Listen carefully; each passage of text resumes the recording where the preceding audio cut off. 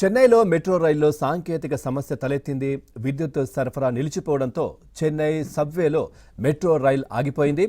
ఇక ట్రైన్లో ప్రయాణికులు సబ్వే ద్వారా సురక్షితంగా బయటపడ్డారు. ఇక సెంట్రల్ మెట్రో నుంచి హైకోర్టు స్టేషన్కు వెళ్తుండగా ఈ ఘటన జరిగింది.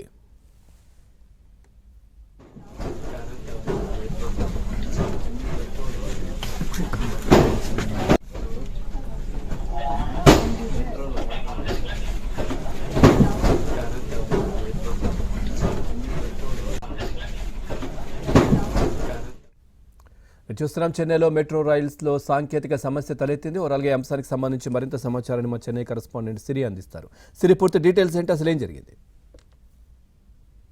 ఈ రోజు ఉదయం చెన్నై మెట్రో బ్లూ లైన్ లో ప్రయాణిస్తున్న వారికి కాస్త ఇబ్బందికర పరిస్థితి ఏర్పడిందని చెప్పొచ్చు. ఉదయం దాదాపు 6 గంటల సమయంలో టెక్నికల్ సమస్య కారణంగా చెన్నైలోని బింకో నగర్ నుండి ఎయిర్పోర్ట్ దిశగా వెళ్తున్నటువంటి రైలు చెన్నై సెంట్రల్ మెట్రో అలాగే హైకోర్టు స్టేషన్ మధ్య ఉన్నటువంటి సొరంగంలో అకస్మాత్తుగా ఆగిపోయింది. కోచ్ లో విద్యుత్ సరఫరా కూడా నిలిచిపోవడంతో లోపల ఉన్నటువంటి ప్రయాణికులు కొన్ని నిమిషాల పాటు కూడా చీకటిలోనే ఉండిపోయారు.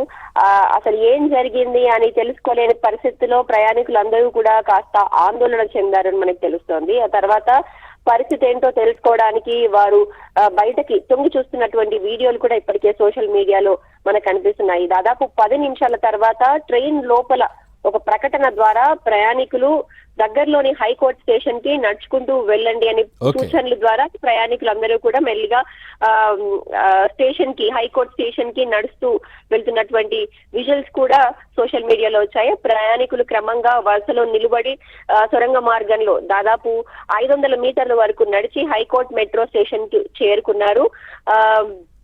అయితే చెన్నై మెట్రో అధికారులు ఆ తర్వాత ఒక ప్రకటన విడుదల చేశారు. టెక్నికల్ గ్లిచ్ వల్ల ఇలా సొరంగంలో మెట్రో ఆగిపోవాల్సి వచ్చిందని, ప్రయాణికులను వెంటనే సురక్షితంగా బయటికి తీసినట్లు, మళ్ళీ ఆ రైల్ ని లైన్ లో నుంచి తొలగించి తర్వాత దాదాపు 6 గంటల 30 నిమిషాలకి సాధారణ సేవలు పునరుద్ధరించబడ్డట్లు కూడా తెలిపారు.